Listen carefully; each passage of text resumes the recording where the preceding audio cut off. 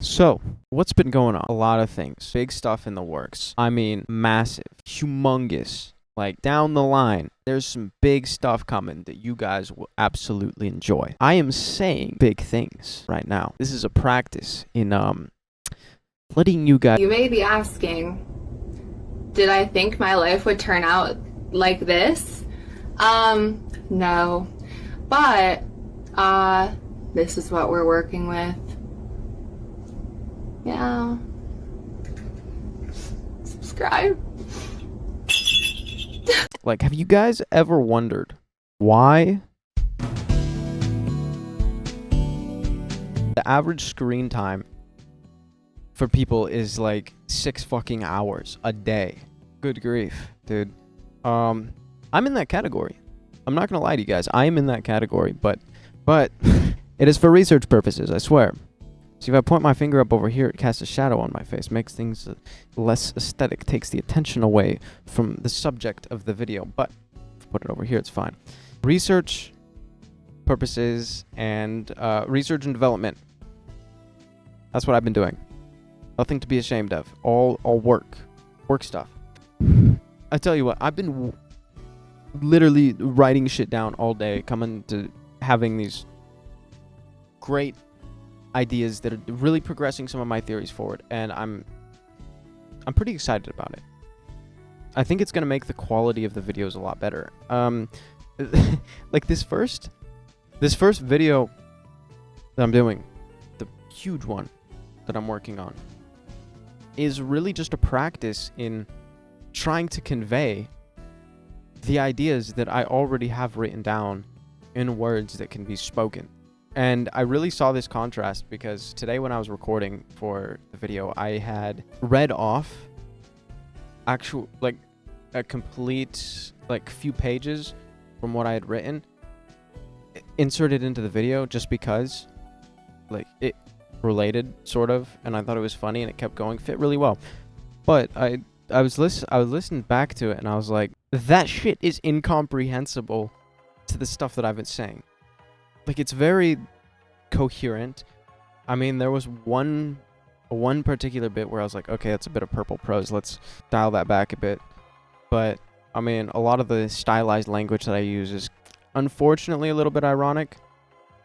I would say it's more of mocking, almost satirical in some senses. When when I'm writing, I'll break into like a ye olde style, a dialect, Old English and whatnot, when I'm especially feeling sardonic.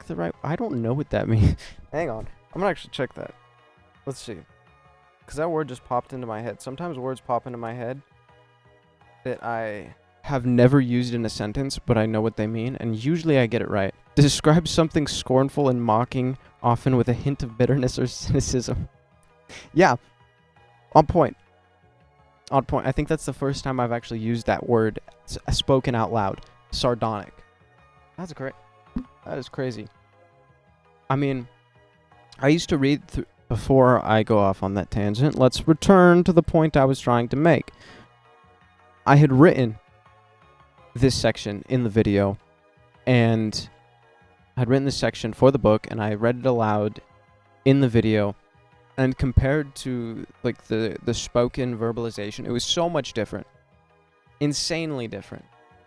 It kind of boggled my mind. Like, a lot of the points that I'm trying to convey would either need to be, sometimes, if somebody's really looking for depth, to read over it a few times and then sort of go into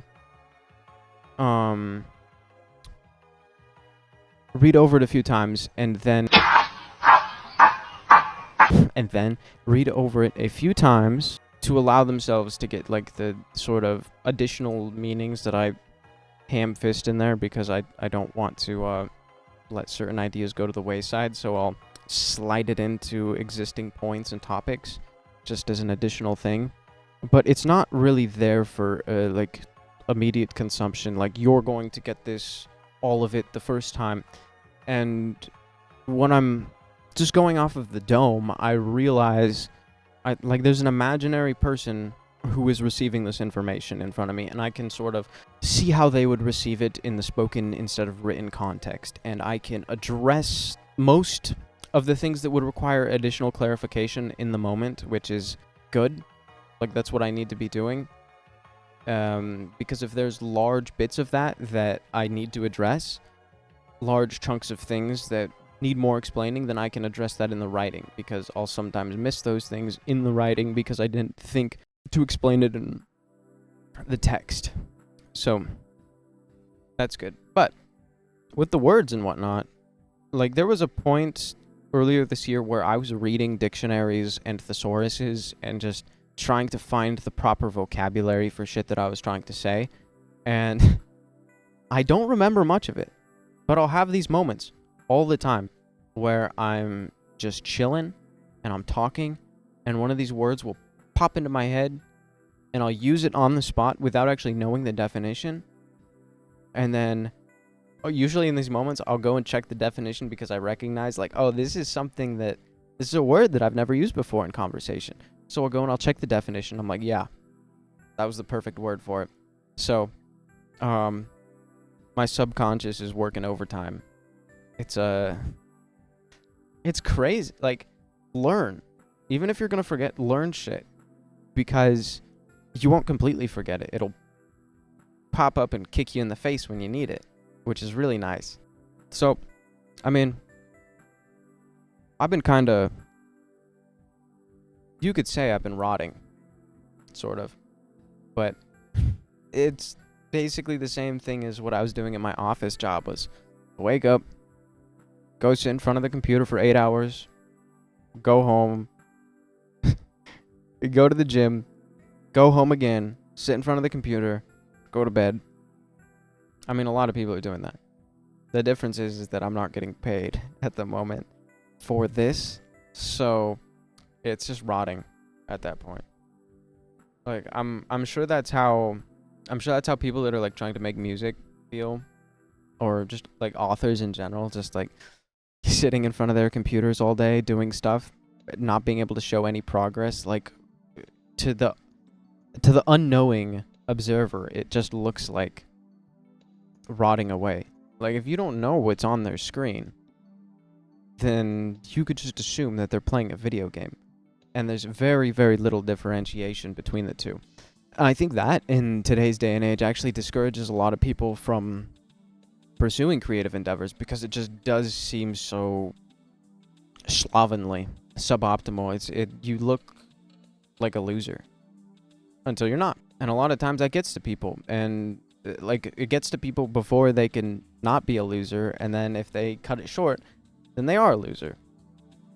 Like, technically, there's a good argument to be made that until somebody makes any success in this kind of format, they're a loser. But, I mean, you could say that about just any profession. Like, if somebody starts a car flipping business, they're somebody who is bad with their money and owns way too many cars before they start making a profit. If you have somebody that opens a business, there's somebody who's reckless and gambling away and doesn't know what they're doing until they start making money. It is what it is. Who knows? It could be.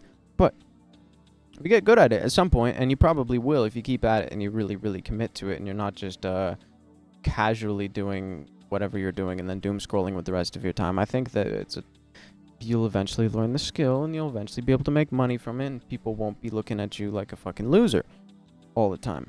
So, I mean, what's the point of all this? I'm asking that like it's not just a mandatory daily video diary entry. This is my ship's log. I'm the guy on Mars doing the daily video diaries, so then he feels like he's not alone on this planet. I was recording for the video today, and I was just going off. Like, I responded to maybe 3 seconds of a video and proceeded to go on an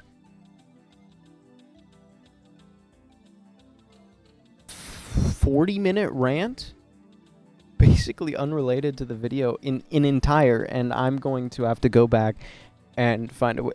Like, that's the point where I'm at, like, right now, And I'm going to have to go back there and find a way to link that into the original point. I know that I had an intention of what I was going to do, but I forgot it. So I'm going to have to figure it out, come up with it again. So, yeah.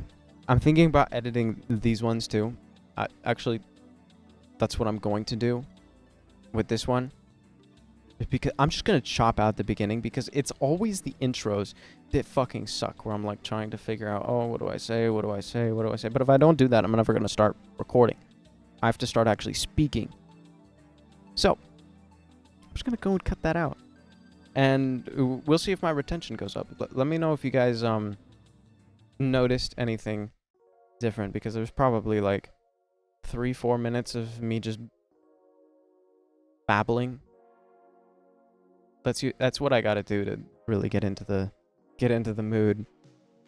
And it's the same with recording for my other video. The thing is, though, with that, I'm usually already fired up. I know what I need to say, but if I do ramble on, I can just cut it out then and there.